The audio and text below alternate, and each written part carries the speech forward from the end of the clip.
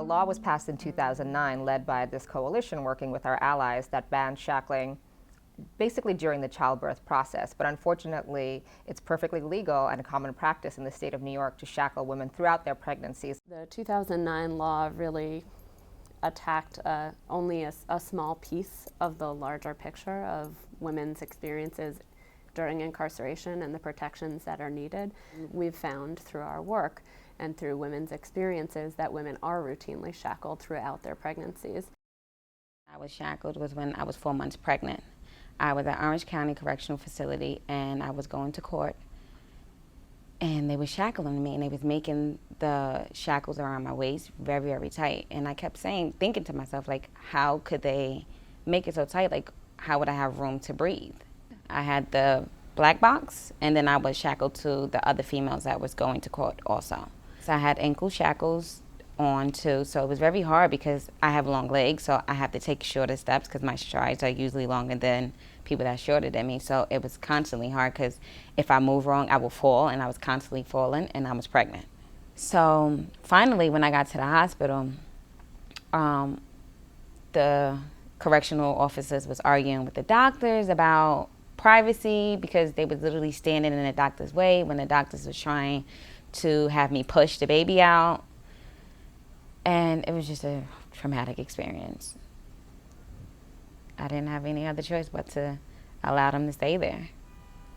The doctor was very upset about the fact that they was standing there, so they was asking me questions like, well, do you have a problem? And I'm like, thinking to myself, like, this is a trick question, because if I say yes, I feel like you're gonna treat me harsher than what you're already treating me. So I was kind of like saying anything.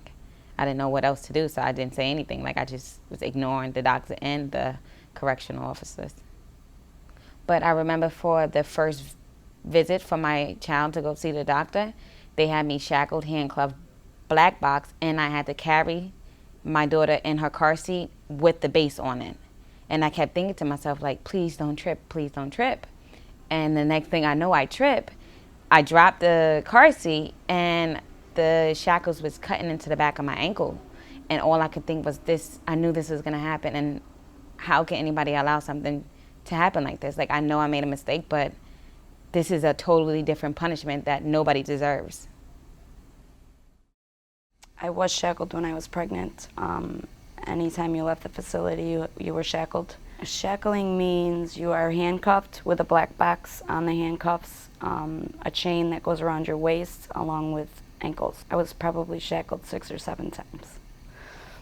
My first time being shackled, I was coming to Bedford from Albany. I was shackled, completely shackled with a waistband, shackled to another inmate on an 8-hour trip. I was shackled, both of my ankles were shackled. One of my ankles was shackled to another inmate. Anytime you had to use the bathroom, the inmate you're shackled to has to help you pull down your pants and pull your pants up, and vice versa. You have to help them too. They don't stop the bus at any point. You go to the bathroom while they're moving. Everything happens while you're moving, so it's very hard to walk that way. Not only that, it's very heavy. It's heavy on your stomach. You're sitting on hard plastic for an 8-hour trip. It's degrading. It's very degrading. My first experience with the shackling was when I had my first prenatal appointment at Elmhurst Hospital, and I was shackled, with my hands to the front, which to me, my belly was out to here. I don't see how they thought that was comfortable or even safe for a woman who's pregnant, because God forbid you trip or something, guess what? You can't even stop yourself. You're going to break your wrist and you're going to harm your baby. I was shackled quite a bit while I was pregnant at Bedford Hills Correctional Facility. I arrived at Bedford, of course, 5 months pregnant. I wasn't even showing. As the months went on, it was month 8 of my pregnancy. All of a sudden, I gained weight and my belly was bigger and bigger. One day, it was October. It was a bad day. Kind of like hail or something. And of course, I slip. You can't really catch your balance when you're handcuffed and you have ankle restraints, okay? So I totally lost my balance. It was just so bad. I know when I went to pick up my child from the hospital, everything was on: the waist chain, the black box, the handcuffs, the leg shackles, and it was my responsibility to carry my child in a car seat. I'll never forget, like, we were in the car and I'm looking next to him, I'm looking at him, and his bottle was like falling out of his mouth. And I couldn't get to it. I remember trying to like lean up. I was gonna push the bottle with my nose or something. It's like, it's just so degrading. Well, when I was shackled, they were taking me out to a hospital visit with another inmate from the nursery. I was about maybe 7 months. Yeah, I was cuffed and they had the waist thing, the ankle with the black box. The chain is heavy. It's a metal chain, like a chain that you use to lock like a parking lot. So just to have to keep yourself like this and then walk, it was very difficult. It's heavy. It's a thick metal chain around your waist, your ankles, and then you have that giant black box that's also heavy as well.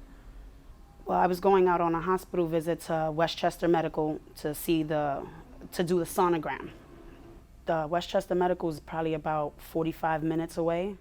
Well, they shackled me in the prison and I stood like that through the car ride. When I got to the hospital, the only time they took it off was when I went in to do the sonogram. I was shackled while I was waiting in the hospital. And once the sonogram was done, when I stepped out into the room, they put it back on. It was horrible. It was the worst experience. I was incarcerated in Westchester County Jail, and I was pregnant. I was approximately 4.5 months. I was shackled from the beginning all the way to the delivery and during until the doctor requested that one of the officers remove it while I was actually going into labor. Every appointment, every court date,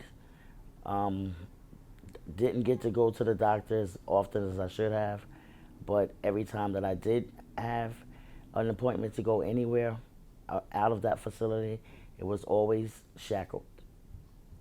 I ended up having a miscarriage. I was almost 6 months, and I lost the pregnancy. They shackled me, the full shackle, the box, the chains around your waist, and also down to your feet, the chains to your feet.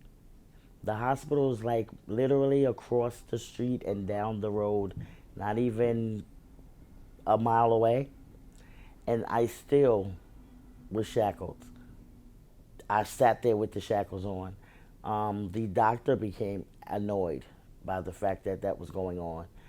And once they did remove the shackle, they still handcuffed me to the bed. It was the most dehumanizing, embarrassing, degrading, animalistic thing that I had ever experienced. The weight of the chains on you is so much extra weight around the fact that you were carrying the child. All the times that I went out to court, all the times that I went, that was how that they presented me. And I was pregnant the whole time. The whole time. They kept me cuffed to the bed for the entire procedure. I was in the hospital for like maybe about 4 or 5 days. As soon as it was time for me to be transported back, then here I'm rechained, reshackled, black box, waist, down to your feet. Very dehumanizing. That's how everybody was transported. Whether you were pregnant, whether you were not pregnant, it was standard procedure is what they would call it. They called it standard procedure.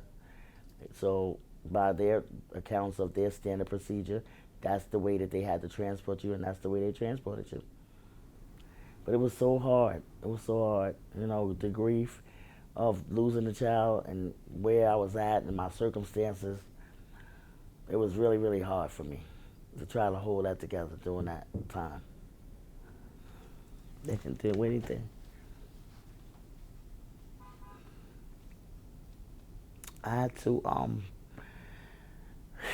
kind of like grieve the best way I could under the circumstances, and then be okay with it.